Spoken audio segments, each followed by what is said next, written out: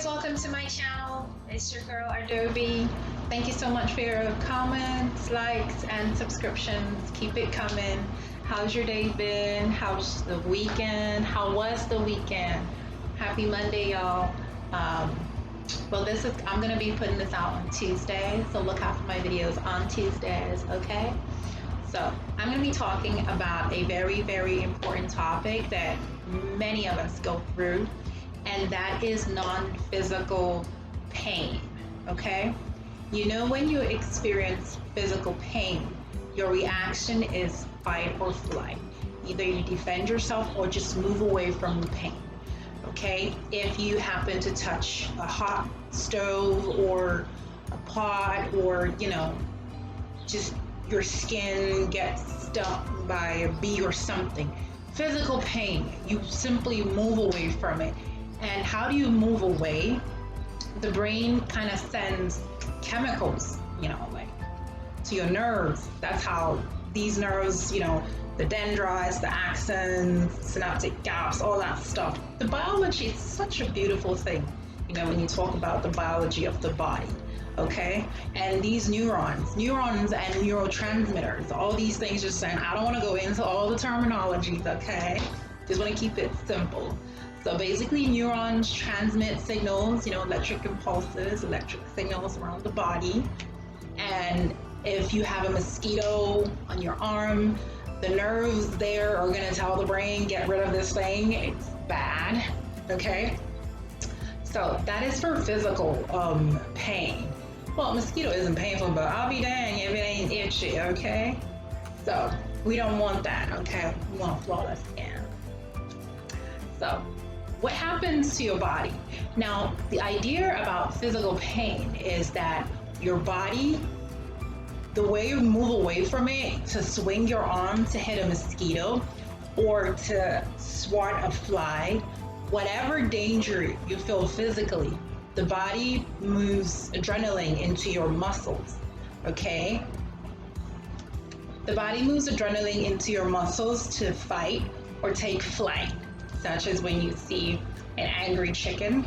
Have you ever been pecked by an angry chicken? It hurts. Don't ask me. It was a while ago.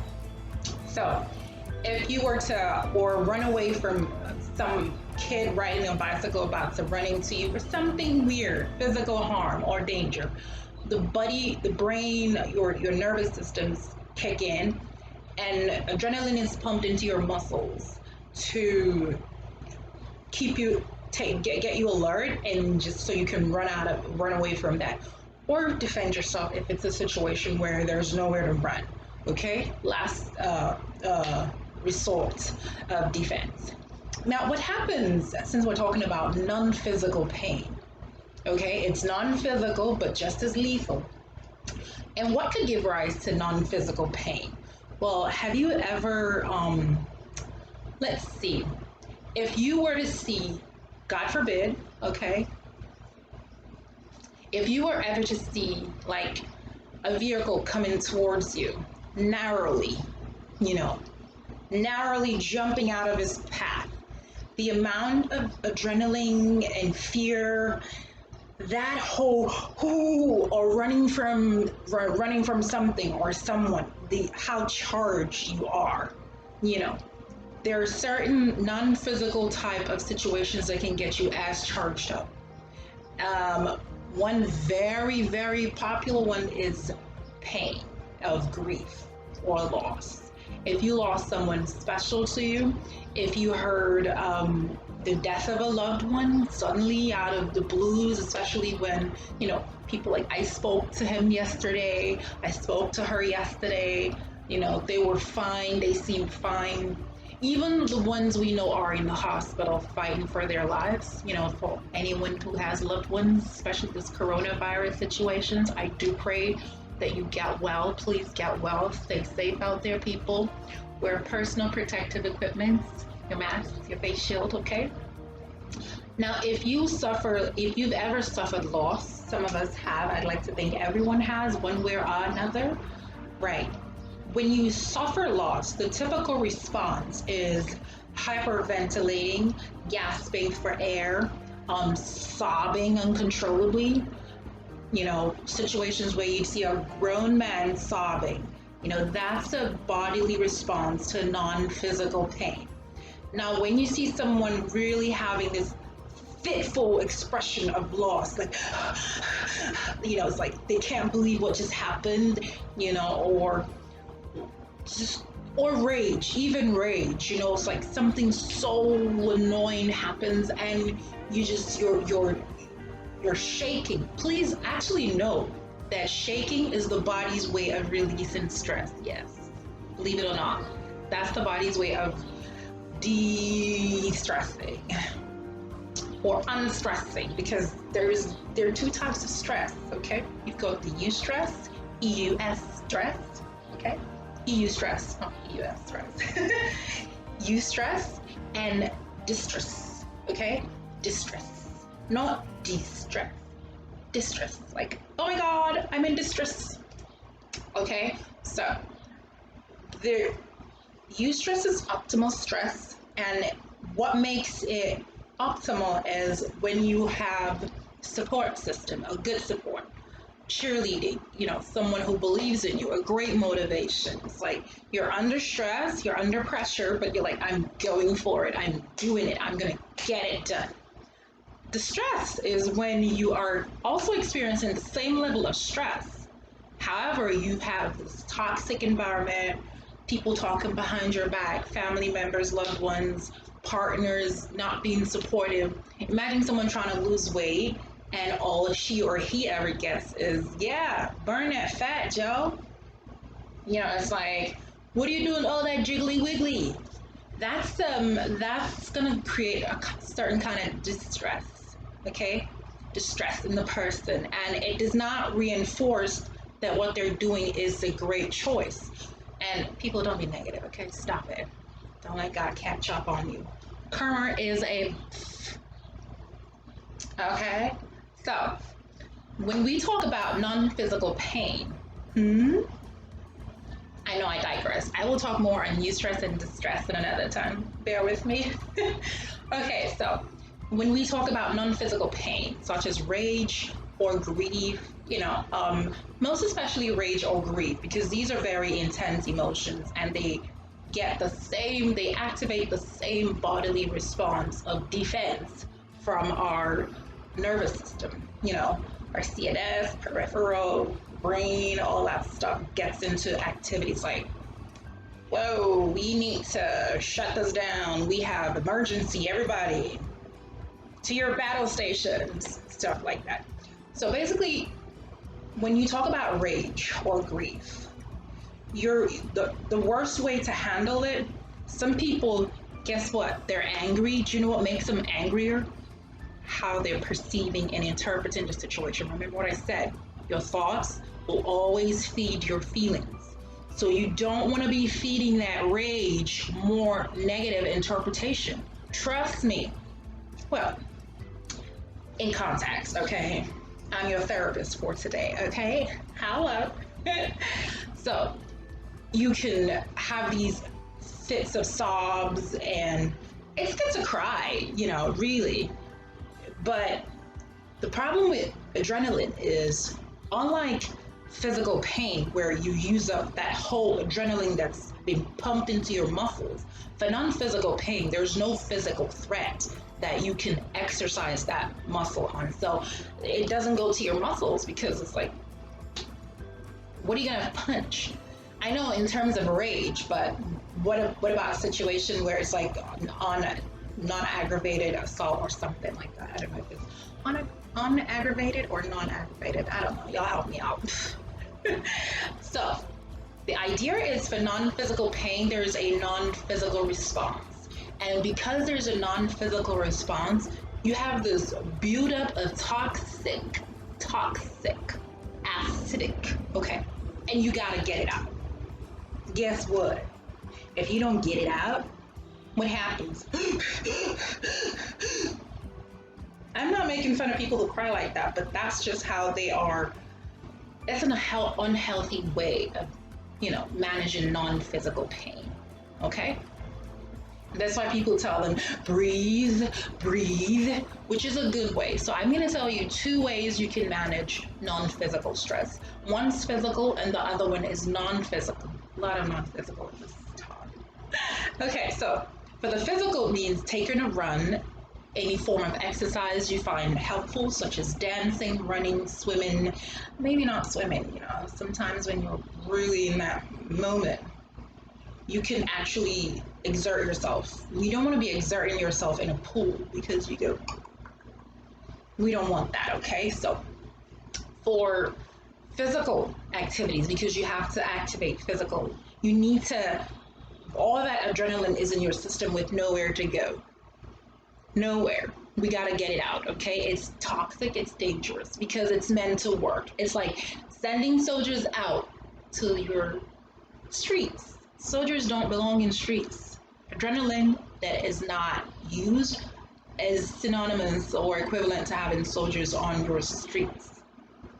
They don't belong in the streets, okay? Get rid of them. So, how do we get soldiers out of the streets without causing chaos? Fits of sobs is like soldiers attacking civilians for no reason. Well, not for no reason, but it's like they ain't got no job, so they still gotta work though. Okay, so how do you get that whole buildup away? Especially, here's a weird thing about non-physical pain. Every time you think about something or someone you lost or something that created frustration and anger in your system, guess what? Repeat.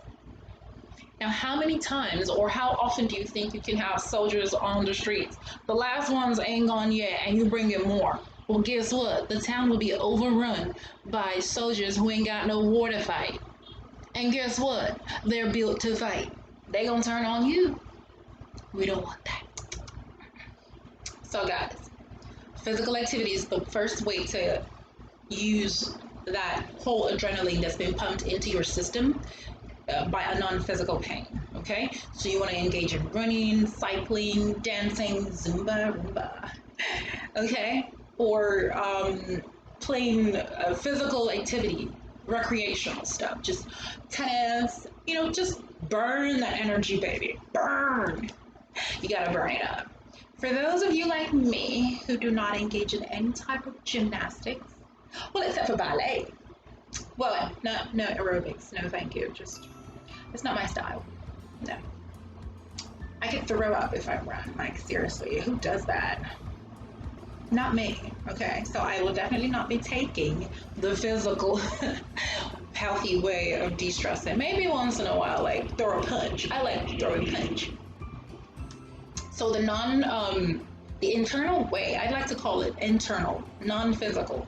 And this is by meditating. You want to breathe, deep breaths, because all that stuff needs in real deep breaths. Hold it and let it go. Your brain is taking attention away from, it's like there's no more stress, so we got to get this out. How does it get it out? Oh, okay, go. The respiratory system needs that energy. The mind is thinking. We're reading. Read a book. Meditate. Take deep breaths. Sing if you have to. Whatever makes you happy. It's like just sing. Be happy. Be joyful. Maybe not joyful in terms of grief, but you can even sleep. Yes. So that the energy can go to other bodily functions such as breathing, immune system. So guys, here's the thing. When your stress system is activated, your immune system needs to kind of pull back, okay? Because energy is not created or destroyed, it's simply transferred. So while you're in a state of rest, energy is just, in other bodily functions, doing this or that. That's why sometimes when you eat heavy food with carbohydrates, you're knocked out, sis. Swallowing at night is going to knock you out till daybreak because your body needs all that energy to carry out its digestive functions, okay? Same thing when you have that level of adrenaline. Since you're not using it, what do? You gotta send it to where the body needs it. When you're reading, learning new stuff, trust me, the reason why you're reading and get hungry is because the brain, this CPU, this processor, chirps out like a ton of energy. So you want to put all that grief and anger and frustration into things that will use up that energy, because you can't go fighting, you can't go knocking stuff down, you get arrested over here. Public nuisance. Okay? So in essence, there are two ways to manage non-physical pain in a healthy way. Physical, such as running, dancing, taking recreational activities, or physical activities basically. It could be intense, it could be consistent. And if that's what you do, if you're the type of person who engages in some form of exercise on a daily basis, everyone should do. It's good for your brain. The brain produces neurons, and that keeps it young when you exercise, trust me. Okay. In context. Otherwise, dude, they're less intense but equally effective, if not more. Sleeping. Yes, sleeping, taking a rest. It's like, when you're just like, I need to just go lie down. Yes, sometimes the body tells you what it wants, okay? There are times you're so angry, you just want to run, you just want to hit something. If you want to hit something when you're upset, or especially when you're upset, because you could be grieving and you're upset about something, but grief does not bring out that kind of rage unless, your interpretation of your grief. But if you're enraged, you usually want to hit something. And the brain tells you what it wants. Your body tells you, look, we want to hit something. So you need to go to the physical activity part. If the body's like, I'm just tired, like, I don't even want to do anything, that's your parasympathetic system telling you, just rest, meditate, sleep, breathe, okay? You don't get to decide, actually. It's, what's it called? An autonomic response. The body chooses how it wants to respond to non-physical pain. You need to adhere, please. If you feel like, if you are so pissed and you just want to beat that person up, please don't go going, that is counter flow. That means just go away, take a walk, just go to the gym, use the running, what you guys call that thing? Running pedal, whatever, the bicycle, treadmill, treadmill, yeah.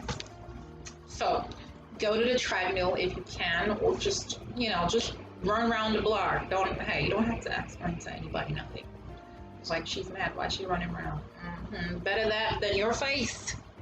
So my friends, I hope I've been able to help you to understand that however you've been dealing with non-physical pain, please understand that there's a healthy way of doing it, and your body tells you what to do, which of the two options to use. Please and please listen to your body.